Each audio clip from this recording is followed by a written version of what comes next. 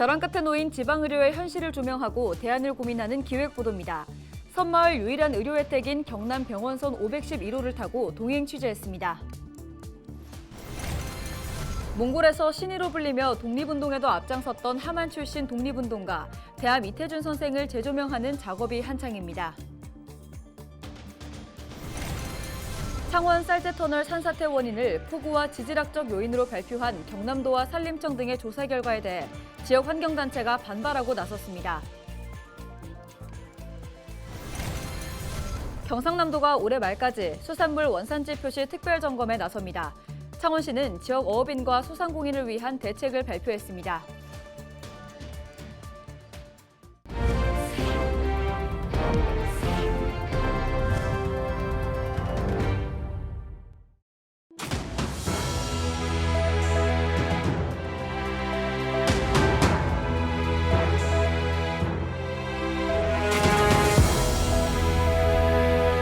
시청자 여러분 안녕하십니까? 헬로티비 경남뉴스입니다. 이번 주 헬로티비 뉴스 경남에서는 벼랑 끝에 놓인 지방의료의 현실을 조명하고 대안을 함께 고민해보는 기획보도를 준비했습니다. 그 첫 번째 순서로 도심과 농산어촌 복합지역인 경남, 섬마을 주민들의 이야기입니다. 병원 한 번 가려면 배를 타고 나가야 하는 주민들에게 유일한 혜택은 경상남도 병원선뿐인데요. 김수정 기자가 이 병원선을 타고 동행 취재했습니다. 뙤약볕이 내리쬐는 8월 중순, 바다 위의 병원으로 불리는 병원선 경남 511호가 운항을 시작합니다. 오늘 찾아온 섬은 창원 마산하포구 신리도. 섬 가까이 돛을 내린 병원선에서 선원들은 행정선을 준비합니다. 섬 입구는 수심이 낮아 큰 병원선이 가까이 갈 수 없기 때문입니다. 의료진은 어르신들을 위한 의료 장비와 약까지 한가득 챙겨 마을로 향합니다. 고혈압약 말고 따로 뭐 병원에서 뭐 타드시는 약은 없으시죠? 콜레스테롤 약하고 네? 고지혈증 약하고 고지혈증 약 타드시고 고혈압 약하고 두 가지 네, 두 가지 드시고요. 네, 네, 약 잘 챙겨 드세요. 네. 고혈압이나 당뇨 같은 만성 질환부터 한방 치료까지 평소에 가벼운 진통제 하나 사기 힘든 주민들은 매달 병원선만 기다립니다. 진료뿐만이 아니라 한 달에 한 번씩 이렇게 방문하면서 정도 나누고 대화도 나누고 그런 역할을 하고 있어서 만족도는 굉장히 높은 편입니다. 현재까지 저희가 병원선을 50년 운영을 했는데 향후 50년도 우리 섬마을 주민들의 건강을 위해서 지난 1973년 운항을 시작한 병원선. 160톤급 지금의 병원선은 2003년 7월부터 섬마을을 누볐습니다. 올해 들어서만 지난달까지 약 7만 건을 진료했습니다. 병원선은 보건진료소조차 없는 49개 섬에서 경남도민 2,500여 명을 돌보고 있습니다. 병원선은 하루 일이 끝나고 나면 참 뿌듯하다는 생각, 그게 많이 들었거든요. 제가 한 5년 전에도 이렇게 이배를 타고 있었지만은 그때도 마찬가지지만은 하루가 끝나는 순간이 참 즐겁다는 생각, 그게 최고 보람이 있었던 것 같습니다. 오늘 이 병원선이 찾아온 곳은 창원에서도 남동쪽 끝자락에 있는 섬 신리도 마을입니다. 이곳에는 80여 명의 주민들이 살고 있는데요. 그런데 이곳 주민들은 이 병원에 가기 위해서 배를 타고 나가서 다시 버스까지 타고 가야 하는 것이 현실입니다. 신리도의 유일한 대중교통인 도선은 하루에 7번 운항합니다. 그것도 시간을 잘 맞춰야 육지로 나갈 수 있습니다. 병원 한 번 가는 데만 반나절은 기본. 특히 나이 많은 어르신들이 대부분인 섬마을 주민에게 병원 한 번 가는 일은 쉽지 않습니다. 바쁘게 설쳐가지고 그 어시장에서 뭐 약 1시간 반 정도 여유밖에 없어요. 그러면 버스 타고 또 들어오면은 12시 35분에 이제 배가 나오면 그 배를 타고 다시 들어오면은 한 5시간 소요됩니다. 고령이 아무래도 요즘은 사회가 농어촌이 고령 사회로 되다 보니까 나이 연세 분들은 뭐 버스 타고 왔다 가기도 교통이 불편하고 이러니까 더군다나 어려움이 많습니다. 병원도 약국도 없는 의료 사각지대에 놓일 수밖에 없는 섬마을의 유일한 의료 혜택은 오직 병원선뿐. 지난해 김원희 국회의원이 전남과 경남, 충남 섬 지역 주민들의 좋은 의료 서비스를 위한 병원선 관련 법안을 발의했습니다. 하지만 아직 국회 문턱을 넘지 못하고 있습니다. 벼랑 끝에 놓인 지방의료, 소외받고 있는 섬마을 주민들을 위한 관심과 지원이 보다 더 절실합니다. 헬로티비 뉴스 김수정입니다.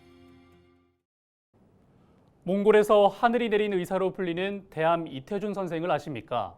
몽골 황제의 주치의였고 독립운동에도 앞장섰던 하만 출신의 독립운동가입니다. 선생의 고향 하만에서는 그의 업적을 재조명하는 움직임이 활발합니다. 표영민 기자가 보도합니다. 옛 기차역 건물에 들어선 작은 기념관.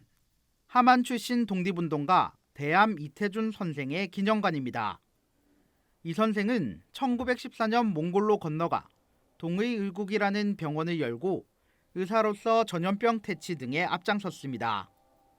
의료 활동뿐만 아니라 독립운동가에게 교통과 숙식을 제공하는 등 항일 투쟁에도 힘을 보탰습니다. 이 선생의 업적을 기리는 사업이 하만에서 시작됐습니다. 기념사업회는 이태준 선생이 도산 안창호 선생에게 쓴 편지에서 글씨체를 따와 대암 이태준체를 만들었습니다. 글씨체를 무료로 제공해 사람들에게 선생의 나라사랑 정신을 알리기 위해서입니다. 또 몽골 울란바토르에 있는 이 선생의 기념관 재건립에 맞춰 하만에 있는 기념관도 확장을 추진합니다.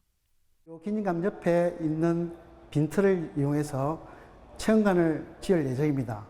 그 체험관은 몽골 계례 형식이며 그 체험관은 자란 학생들의 역사 교육과 지역민대 항일 투쟁 교육을 할 수 있는 공간을 할 예정입니다. 몽골인들에게 신의로 불리며 존경받았던 이태준 선생. 기념사업회는 국내에서도 이태준 선생의 애국 정신이 알려질 수 있도록 웹툰과 영화 제작 등 재조명 작업을 이어나갈 예정입니다. 헬로티비 뉴스 표영민입니다.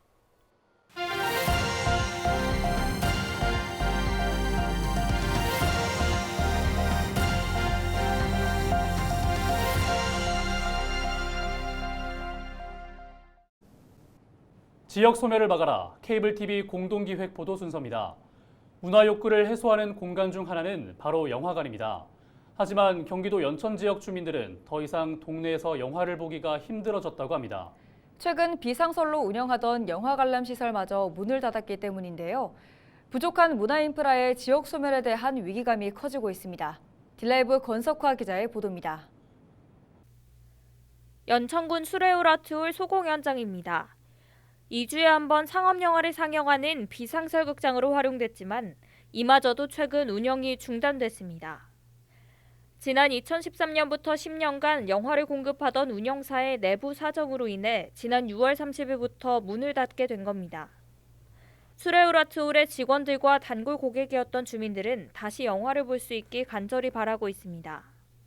비상설 영화관이다 보니까 한 달에 이제 2번 정도 상영을 했었는데요. 운영사의 내부 사정으로 현재는 운영을 못하고 있는 상황입니다. 다만 운영 재개를 위해서 운영사와 계속 협의 중에 있고요. 연천군 주민들은 영화 관람을 위해 포천이나 의정부 등 상설관이 있는 인근 지역으로 나가야 하는 불편을 겪게 됐습니다. 연천 수레오라톨에서 영화를 할 때는 가깝게 볼 수 있어서 좀 좋았는데 이제 상영을 안 한다고 하니까 좀 주민 입장에서는 좀 불편한.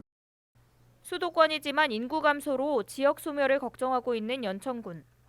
이 같은 문제를 해결하기 위한 방안 중 하나로 부족한 문화예술 기반을 만드는 것에 집중하고 있습니다. 대안으로 들고 나온 건 청년들의 공유 공간인 청년센터. 다양한 체험 프로그램은 물론 공유 공간 대여와 문화 공연 관람까지 모두 무료로 이용할 수 있는 시설입니다. 저희 연천 지역이 이제 문화라든지 예술이라든지 그런 쪽을 좀 향유할 수 있는 그런 공간들이 많이 좀 부족하거든요. 청년센터를 그런 좀 뭐 문화 프로그램하고 좀 연계를 해서 많은 분들이 좀 관람도 하시고 참여도 하시고 그런 공간으로. 연천군에서 문화예술을 즐길 수 있는 공간은 민간 운영 시설까지 합쳐 불과 5곳. 연천군은 주민 누구나 문화예술에 대한 갈증을 풀 수 있는 공간을 더 마련하기 위해 고민을 이어가고 있습니다. 딜라이브 뉴스 권석화입니다. 앞서 보신 지방의 열악한 문화 인프라 문제는 서울에도 있습니다. 대표적으로 공연장의 불균형 현상인데요. 도심이나 강남의 시설수가 월등히 높고 다른 외곽 지역은 적은 게 현실입니다. 다행인 건 서울의 여러 지역들에서는 이를 해소하기 위한 노력들이 진행되고 있다는 겁니다. 지역 소멸을 막아라 케이블 TV 공동기획, 계속해서 SK 브로드밴드 서주헌 기자가 보도합니다. 문화체육관광부가 집계한 2022년 서울의 등록 공연장 수는 438곳. 자치구별로 가장 많은 곳은 대학로가 있는 종로구입니다. 171곳이나 됩니다. 한 지역에 20곳 이상 등록된 곳은 강남과 서초, 도심권인 중구와 홍대라는 특성이 있는 마포구뿐입니다. 10곳 미만, 즉 한 자릿수인 곳은 서남권과 동북권이 많았습니다. 서울에서 가장 적은 곳은 은평구, 문화예술회관 단 한 곳으로 조사됐습니다. 공연장 수로 지역 문화 전반의 수준을 판단할 수 있을까? 일부 지역을 보면 최소한 없을 때보다는 더 많아졌을 때 얻는 효과가 컸습니다. 등록 공연장이 단 2곳뿐인 강서구에 최근 새로 생긴 공공문화시설 아트리움이 그 사례입니다. 오르는 공연마다 매진 행렬을 이어가고 있습니다. 주말에도 이렇게 아이들과 함께 공연을 이렇게 볼 수 있어서 참 좋은 것 같고, 가까이에 이제 동네 각각 구마다 하나씩 이렇게 있으면. 아트리움은 구청이 민간 주택을 매입해 건물을 지었다는 특징이 있습니다. 이런 소공연장들이 사실은 서울 시내에 각 자치구별로 많이 있어야 된다고 저는 생각합니다. 그래서 저희가 월 2회 공연을 하는데 그렇게 큰 예산이 들지 않고 지금 공연들을 유지하고 있거든요. 가까이에 자기 공연장을 찾아서 공연을 보고 그동안에 받았던 스트레스도 날리고 가족들 간에 좋은 가족 애도 같이 갖고. 공연장을 원하는 대로 늘리기 어렵다면 새로운 형태의 문화 공연들을 더 많이 개발하는 것도 방법입니다. 주민들의 일상 장소를 공연장으로 만드는 겁니다. 아파트나 숲길 어디든 의지와 예산만 있다면 수준 높은 공연도 가능합니다. 이런 오케스트라가 이제 거리에서 아니면 공원에서 아니면 내가 살고 있는 아파트 단지에서 이렇게 이제 공연을 한다든지, 좋은 작가들이 우리 지역에서 전시를 이런 식의 이제 수준 높은 공연과 전시가 내 생활 가까이서 누려질 수 있도록. 서울 안에서도 불균형을 보이는 공연장의 수, 조금만 더 생각해보면 해소할 방법은 충분합니다. BTV 뉴스 서주헌입니다.